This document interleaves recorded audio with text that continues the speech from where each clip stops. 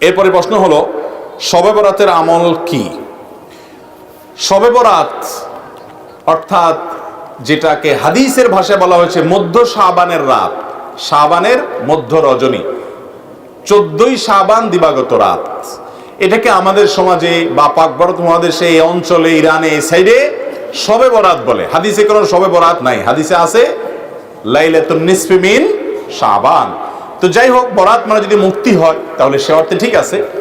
এই রাতে আল্লাহ তাআলা মুশরিক যারা শিরকে লিপ্ত এই লোকগুলো ছাড়া, হিংসুক ছাড়া, বেদাতে লিপ্ত ছাড়া, যে ব্যক্তি সুন্নাহ মেনে চলতে চায় না এই লোকগুলো ছাড়া বাকি সব ইমানদারদেরকে সাধারণ ক্ষমা ঘোষণা করেন।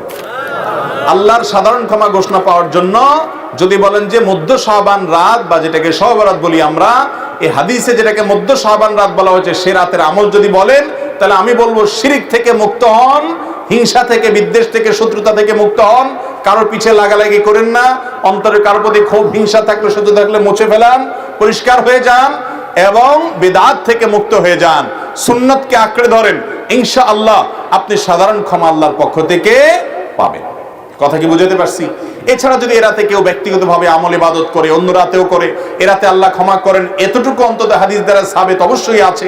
সেই বিষয়টা লক্ষ্য করে, এ রাতের ফজিলত একেবারে উড়িয়ে দেওয়ার মতো না, সে বিষয়টিকে লক্ষ্য করে যদি কেউ ব্যক্তিগতভাবে আমল ইবাদত করে, বিদআতি কোনো রূপ পরিগ্রহ না করে, তাহলে সে তার জন্য জায়েজ আছে। কিন্তু আমাদের দেশে যেটা হয়, শবে বরাত মানে হলো মসজিদে দলবদ্ধভাবে জিকির করতে হবে, দোয়া করতে হবে, দলবদ্ধভাবে অনেক কিছু করতে হবে, নফল বিশেষ করে সুন্নাত আমল এটা একা একা করার যেগুলো সেগুলো একা একাই করতে হবে, যেগুলো দলবদ্ধভাবে করার কোনো নির্দেশ নাই সেগুলোকে দলবদ্ধভাবে করলে সেটা ভুল হবে। মসজিদে ঢোকার সময় দোয়া পড়তে হয় আল্লাহুম্মা ইফতাহ লি আবওয়াবা রাহমাতিক। এই দোয়াটা পড়ার জন্য যদি মসজিদের দুয়ারে ইমাম সাহেব, মুয়াজ্জিন সাহেব সহ সব মুসল্লি সাহেবরা দাঁড়িয়ে হাত তুলে আল্লাহর কাছে সবাই মিলে দোয়া করে আল্লাহুম্মা ইফতাহ লি আবওয়াবা রাহমাতিক, সমস্যা হবে। এরপরে মসজিদে ঢুকে এটা কি সুন্নাত হবে না সুন্নাতের খেলাফ হবে?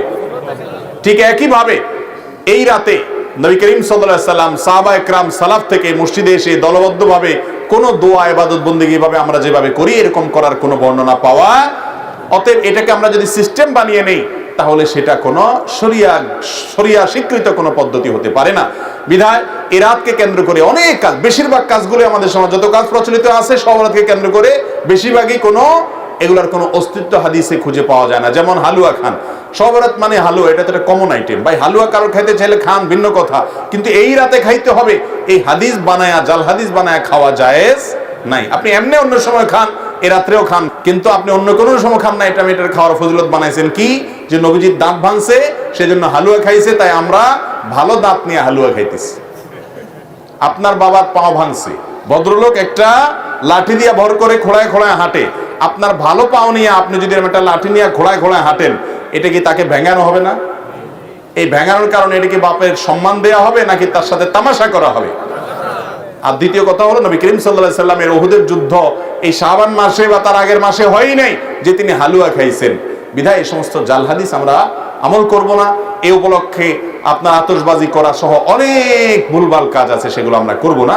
বাকি রাতে আল্লাহ তাআলা মানুষকে ক্ষমা করেন, আপনি আল্লাহর কাছে ক্ষমার আশা করেন, শিরক থেকে এবং হিংসা থেকে, বিদআত থেকে নিজেকে পরিচ্ছন্ন করেন, আল্লাহর কাছে দোয়া করেন, সেটা ভিন্ন বিষয়। আল্লাহ তাআলা আমাদেরকে বুঝার তৌফিক দান করুন।